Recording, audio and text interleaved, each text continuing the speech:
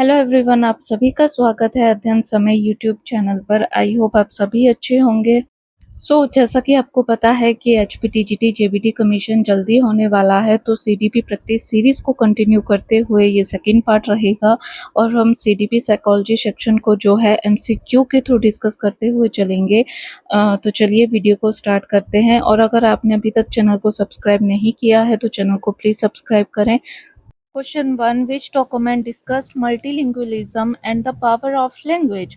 तो कौन से डॉक्यूमेंट में डिस्कस किया गया है कि मल्टीलिंगुअल अप्रोच को प्रमोट करना चाहिए और साथ में जो है लैंग्वेज की पावर के बारे में डिस्कस किया गया है। A option Kothari commission, B Ram Murthy committee, C option NPE 1986 and D option NEP 2020। तो क्वेश्चन फर्स्ट का जो करेक्ट आंसर होगा वो है ऑप्शन डी एनईपी 2020, जिसमें मल्टीलिंगुअल अप्रोच को जो है प्रमोट करने की बात की गई है कि मल्टीलिंगुअल अप्रोच को प्रमोट करने की बात की गई है कि जिसमें जो बच्चा है वो मदर टंग के साथ साथ जो है मदर टंग के साथ साथ वो अदर लैंग्वेजेस को भी सीखेगा स्कूल में। तो ये बात जो है एनईपी 2020 में बोली गई है। और 3 लैंग्वेज फॉर्मूला जो है वो किस कमीशन में बोला गया है, वो है कोठारी कमीशन। कोठारी कमीशन ने जो है 3 लैंग्वेज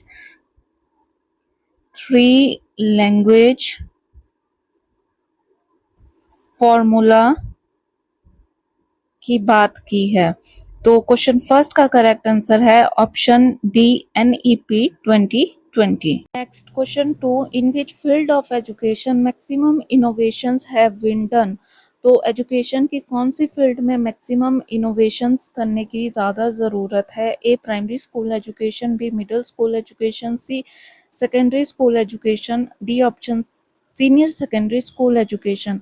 तो जितनी भी पॉलिसीज आई हैं एजुकेशन के ऊपर और प्रेजेंट में भी जो पॉलिसीज आ रही हैं, तो मैक्सिमम जो इनोवेशंस किए जा रहे हैं एजुकेशन फील्ड में वो ये है कि एक तो प्राइमरी एजुकेशन को यूनिवर्सलाइज किया जाए, उसके लिए डिफरेंट डिफरेंट स्कीम्स जो है गवर्नमेंट लॉन्च कर रही है कि बच्चे जो हैं बेसिक एजुकेशन को गेन कर पाए।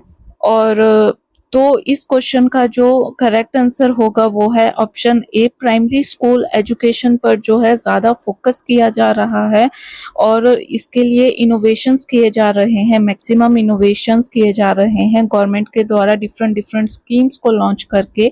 तो correct answer is option A, primary school education. Next question 3, integrated education of the disabled children has been merged with। तो जो इंटीग्रेटेड एजुकेशन है डिसेबल्ड चिल्ड्रन की उसको किसके साथ मर्ज किया गया है। A option D PEP, B option RUSA, C option RMSA and option D RTE 2009। तो क्वेश्चन थर्ड का जो करेक्ट आंसर होगा वो है option A, DPEP. DPEP का क्या मतलब है, डिस्ट्रिक्ट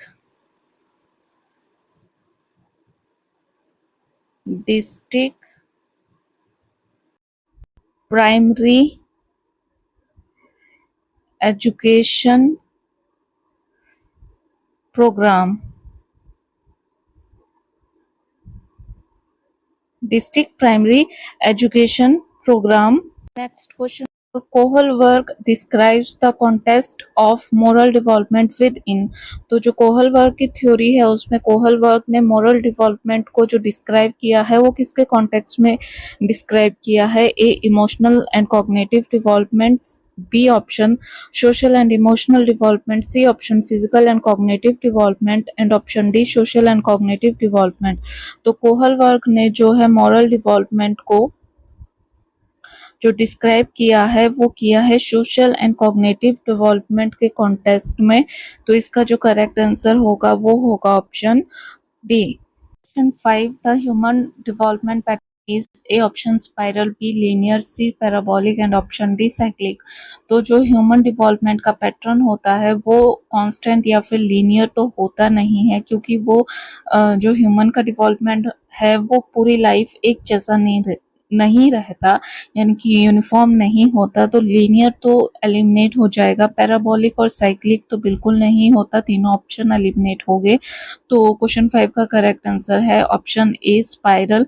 तो स्पाइरल जिस तरह से स्पाइरल होती है, तो जो ह्यूमन का डिवेलपमेंट का पैटर्न होता है, पहले तो इस तरह से आपने स्पाइरल देखी होगी। तो पहले तो जो है डिवेलपमेंट जो है इंक्रीज करेगा पर्सन का, ठीक है। फिर उसके बाद जो है पहले तो वो अर्ली स्टेजेस में जो डेवलपमेंट होता है वो उसकी ग्रोथ जो होती है वो इंक्रीज होती है। फिर उसके बाद वो एक टाइम पे स्लो होना शुरू हो जाता है, और एक टाइम ये भी आता है कि जब वो प्रीवियस ईयर में जो है प्रीवियस स्टेज पर जो है ह्यूमन का डिवेलपमेंट वापस उसी स्टेज पर आता है, और धीरे धीरे जो है वो कॉम्प्लेक्सिसिटी की ओर बढ़ना शुरू करता है। उसके थॉट्स जो है कॉम्प्लेक्स चीज़ों को अंडरस्टैंड करना शुरू कर देते हैं। तो इस वजह से जो ह्यूमन डिवेलपमेंट का पैटर्न होता है तो वो जो होता है वो स्पाइरल होता है। Next question, in the context of human development which one of the following is an incorrect statement. तो ह्यूमन डेवलपमेंट के कॉन्टेक्स्ट में इनकरेक्ट स्टेटमेंट बतानी है। A option, development proceeds at different rate. तो ये स्टेटमेंट करेक्ट है, क्योंकि जो डेवलपमेंट होती है वो डिफरेंट रेट से प्रोसीड करती है ड्यू टू इंडिविजुअल डिफरेंसेस की वजह से, क्योंकि हर इंडिविजुअल दूसरे इंडिविजुअल से डिफरेंट होता है। तो उसका जो रेट होती है डेवलपमेंट की वो डिफरेंट रहती है। कोई जल्दी सीखता है, कोई लेट सीखता है, तो रेट जो है वो डिफरेंट रहता है सभी इंडिविजुअल के लिए। B option, development patterns are predictable. तो ये स्टेटमेंट भी करेक्ट है, क्योंकि आप इंडिविजुअल के पोटेंशियल को देखकर जो है प्रिडिक्शन कर सकते हो कि फ्यूचर लाइफ में वो कितना अच्छा ग्रो करेगा। तो एक तरह से आप प्रिडिक्शन कर सकते हो उसकी प्रेजेंट एबिलिटी को देखकर। तो करेक्ट स्टेटमेंट है C, development is synonymous with maturation. तो डेवलपमेंट को जो है मैचुरेशन के सिमिलर जो है सिमिलर वर्ड जो है डेवलपमेंट के लिए सिमिलर वर्ड मैचुरेशन यूज कर लिया जाता है। तो ये स्टेटमेंट भी करेक्ट है, क्योंकि डेवलपमेंट में जो है आपका जो डेवलपमेंट होती है वो एक तो इंटरेक्शन होती है हेरिडिटी और एनवायरनमेंट का, और दूसरा डेवलपमेंट जो है उसमें ग्रोथ भी आ जाती है, और साथ में फिजिकल ग्रोथ भी आ जाती है, और साथ में जो है डेवलपमेंट में आपका मेंटल ग्रोथ भी आ जाती है। तो मेंटल और फिजिकल, यानी कि मेंटल एंड फिजिकल ग्रोथ दोनों ग्रोथ इंक्लूड होने की वजह से जो है डेवलपमेंट को मैचुरेशन के वर्ड की तरह भी यूज कर लिया जाता है। क्योंकि डेवलपमेंट आप तब बोल सकते हो कि किसी सिचुएशन में बंदा किस तरह से बिहेव कर रहा है, तो वो उसकी डेवलपमेंट को शो करता है। अगर जिस स्टेज पे आप मैचुरेशन का मतलब होता है कि जिस सिचुएशन पे जो बिहेवियर शो करना चाहिए अगर पर्सन वही बिहेवियर शो करता है तो इसका मतलब वो पर्सन मैच्योर है। तो डेवलपमेंट तभी मानी जाती है कि जब पर्सन में वो स्टेज डिवॉल्व हो जाती है कि वो सिचुएशन के अकॉर्डिंग जो है खुद को डिवॉल्व कर लेता है। तो इस वजह से मैच्योरेशन को जो है डेवलपमेंट के वर्ड से जो है सिनोनियस यूज कर लिया जाता है। तो सी ऑप्शन जो है करेक्ट है। देन ऑप्शन डी जो है वो है later development is more specific than early development. तो ये स्टेटमेंट जो है इनकरेक्ट है कि जो लेटर डेवलपमेंट होती है वो ज़्यादा स्पेसिफिक होती है देन अर्ली डेवलपमेंट। जो अर्ली स्टेज होती है उसमें अर्ली स्टेज के दौरान जो है डेवलपमेंट जो है वो फास्ट होती है as compare to later stage. यहाँ पर डेवलपमेंट जो है फास्ट होती है और स्पेसिफिक होती है as compare to later stage. तो ये स्टेटमेंट जो है इनकरेक्ट है। तो क्वेश्चन 6 का जो करेक्ट आंसर होगा वो है option D later development is more specific than early development. Next question 7. The terms phallocaudal and proximodistal are associated with। दोनों टर्म्स बतानी है किससे एसोसिएट करती हैं। A growth, B ageing, C maturation, D option development. तो ये जो दोनों टर्म है ये डेवलपमेंट प्रोसेस में फिजिकल ग्रोथ से एसोसिएट करती है, जिसमें कि फिजिकल ग्रोथ की डायरेक्शन जो है ये दोनों टर्म्स डिस्क्राइब करती हैं। तो जो फेलोकॉडल है उसकी डायरेक्शन क्या होती है, हेड टू टो, जिसका मतलब कि बच्चे का पहले सर विकसित होगा, उसके बाद वो पैरों तक उसके बाद उसके पैर जो हैं वो विकसित होंगे। तो जो ये है स्फेलोकॉडल की डायरेक्शन जो कि फिजिकल ग्रोथ की डायरेक्शन बताता है, और जो प्रॉक्सिमो डिस्टल है वो होती है centre of the body to एक्सट्री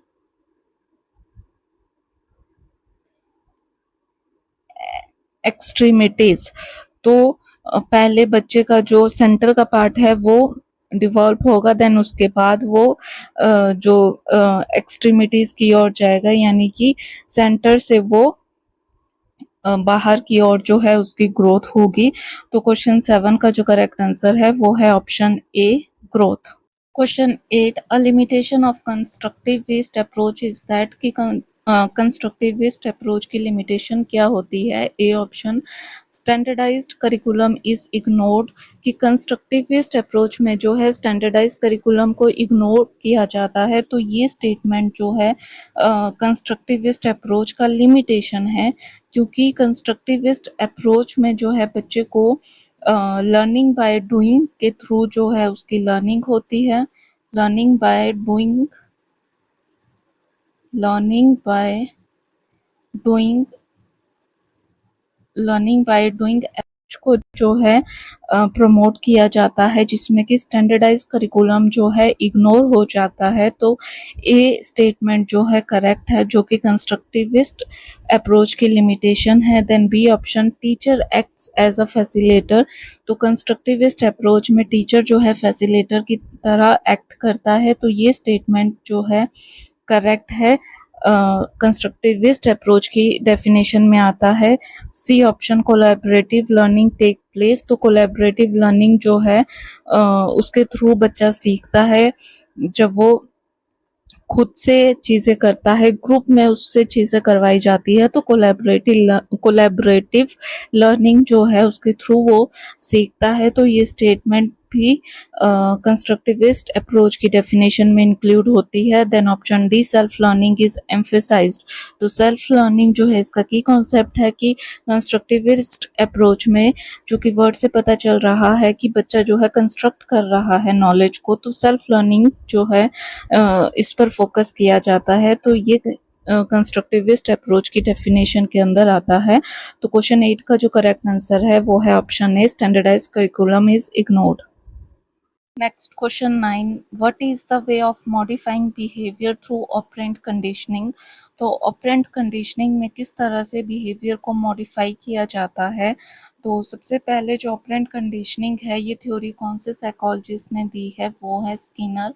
और आपने कमेंट बॉक्स में कमेंट करके ये बताना है कि जो स्किनर है वो कौन से स्कूल ऑफ एजुकेशन को जो है फॉलो करते हैं।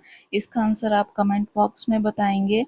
तो जो स्किनर है उन्होंने ऑपरेंट कंडीशनिंग में क्या बोला है कि वो जो है स्टिमुलस को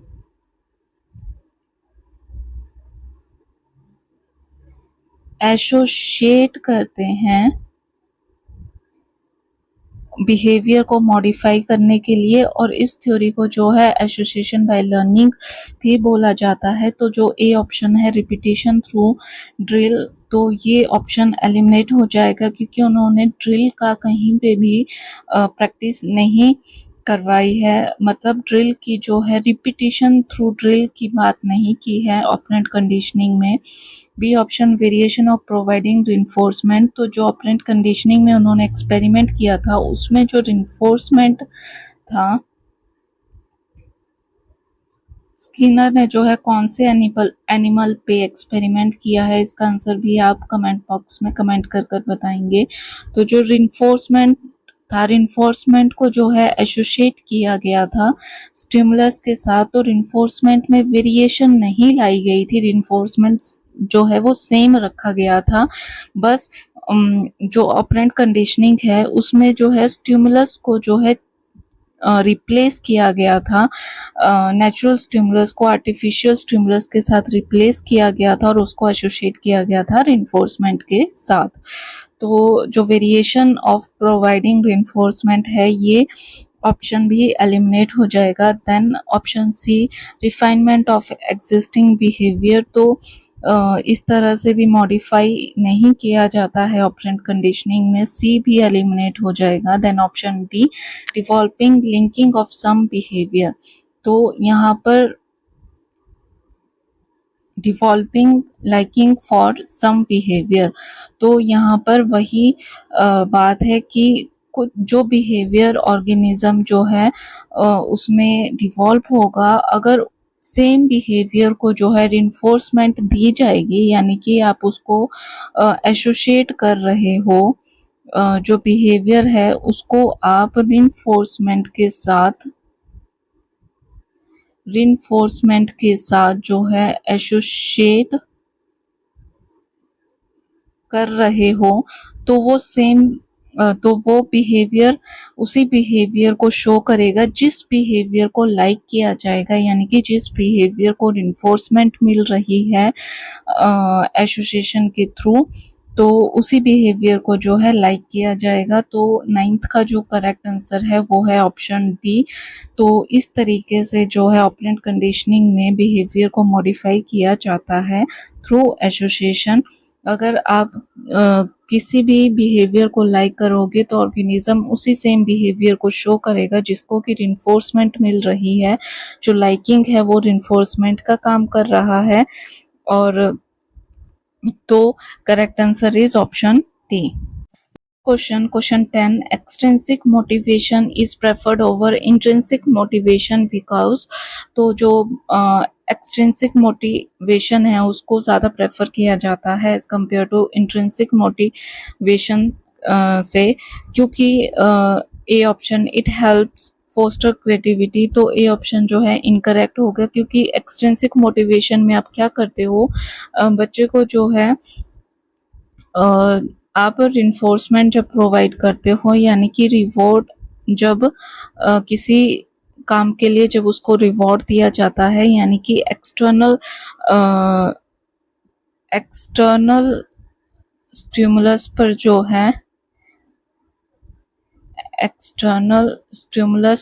है एक्सट्रिंसिक मोटिवेशन जो है डिपेंड करता है, जबकि जो इंट्रिंसिक मोटिवेशन है उसको एक्सट्रिंसिक जो स्टिमुलस है उस पर डिपेंड होने की ज़रूरत नहीं होती है, क्योंकि वो इनर